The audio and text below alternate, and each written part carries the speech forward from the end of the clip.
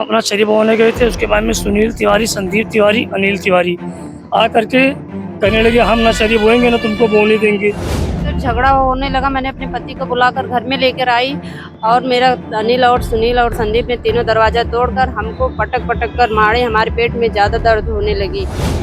हमारा 3 दरवाजा तोड़ करके घर में घुस गए। घुसने के बाद में फिर मारा पीटा। मैंने रात में गई तो सर अपना बोलकर मेरा मुकदमा दर्ज कराया। मैंने जो तहरीर दी थी उस तहरीर के हिसाब से मेरा मुकदमा नहीं दर्ज हुआ। वो बोले सुलह कर लो, तुम एनसीआर तुम्हारा नहीं दर्ज किया जाएगा। कौन बोला? आशुतोष यादव सिपाही बोल रहे थे। गोंडा में अक्सर देखा जाता है कि थाने स्तर पर पीड़ितों को न्याय नहीं मिलता है और जब थाने पर न्याय नहीं मिलता है तो पीड़ित मजबूर होकर पुलिस अधीक्षक कार्यालय में उच्च अधिकारियों के हाथ दस्तक देते हैं जिससे उनको न्याय मिल सके। और कई बार जब उच्च अधिकारियों का हस्तक्षेप होता है इसके बाद उनको न्याय मिल पाता है। छपिया थाना क्षेत्र के रहने वाले हैं मनीष तिवारी और उनकी पत्नी नीलम तिवारी। एसपी गोंडा से भी इन लोगों ने मुलाकात की है और अपनी पीड़ा बताई है। इनका कहना है कि कुछ लोगों ने जमीनी विवाद के चलते इनके घर में घुसकर इनको मारा पीटा, इनका दरवाजा तोड़ दिया। मनीष जी का कहना है कि इनकी पत्नी को मारा गया और इसके बावजूद छपिया थाने में हल्की धाराओं में मुकदमा दर्ज कर रजिस्ट्री कर ली गई। यही नहीं, जब इन्होंने थाने पर सूचना दी तब दोनों पक्षों को थाने पर लाया गया और इनका भी शांति भंग में चालान कर दिया गया, यानी कि दोनों को एक ही तराजू पर तोला गया, जबकि पीड़ित यह थे। मनीष जी, क्या कुछ हुआ था, पूरी बात बताएं। सर हम अपना शरीफ होने गए थे, उसके बाद में सुनील तिवारी, संदीप तिवारी, अनिल तिवारी आ करके कहने लगे हम ना शरीफ होएंगे ना तुमको बोलने देंगे। उसके बाद में हमारी पत्नी आई कि बोली कि घर चले चलो। सब लोग मारने पीटने लगे, डंडा लाठी डंडा से मारे पीटे। उसके बाद में हम लोग भाग करके आए, दरवाज़ा बंद कर लिए। हमारा 3 दरवाज़ा तोड़ करके घर में घुस गए। घुसने के बाद में फिर मारा पीटा। उसके बाद में हमने थाने पे फ़ोन किया आशुतोष यादव सिपाही को। उन्होंने कहा कि हमारे पास फोर्स नहीं है। फिर हमने फ़ोन किया सीओ साहब को, सीओ साहब फोर्स भेजे। उसके बाद में दोनों लोगों को थाने में बैठा लाया गया। उसके बाद में फिर सुबह से शाम को 4 बजे 151 में दोनों लोगों का चालान कर दिया गया और बोले सुलह कर लो, तुम एनसीआर तुम्हारा नहीं दर्ज किया जाएगा। कौन बोला? आशुतोष यादव सिपाही बोल रही थी। हाँ, तो सिपाही मैनेज कर रहे थे पूरा मैटर? हाँ पूरा मैटर। उसके बाद में हम जो बार बार दरखास्त दिए, दो तहरीर हमारी बदलवा दी गई।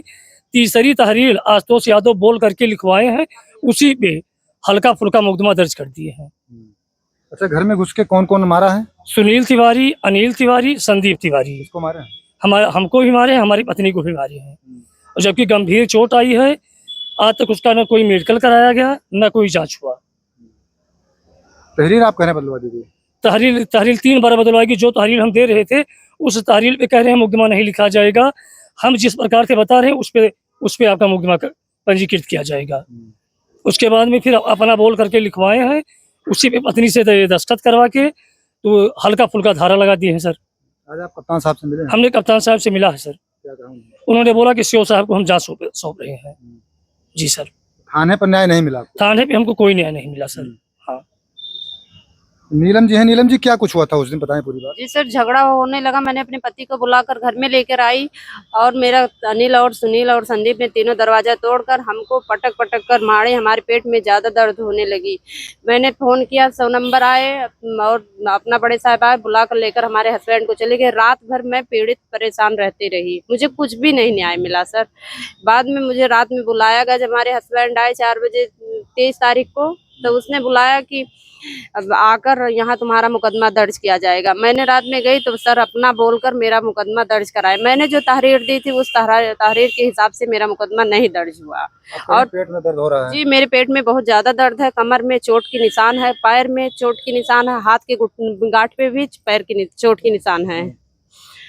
जी सर, मुझे चोट बहुत ज़्यादा लगी है, पेट में दर्द बहुत ज़्यादा है। मुझे यहाँ आए तो वहाँ गए, गोंडा आए तो वहाँ बोले कि डॉक्टर साहब है नहीं, इलाज नहीं हो पाएगा, मंगल या बुधवार को होगा। तब तक मैं गई प्राइवेट दवा ली। अच्छा भैया मनीष जी। जी सर। आप कह रहे हैं मेडिकल कोई नहीं हुआ, आपको मेडिकल के लिए भेजा गया था कहीं?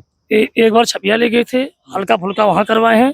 उसके बाद में फिर गोंडा लेकर आए थे।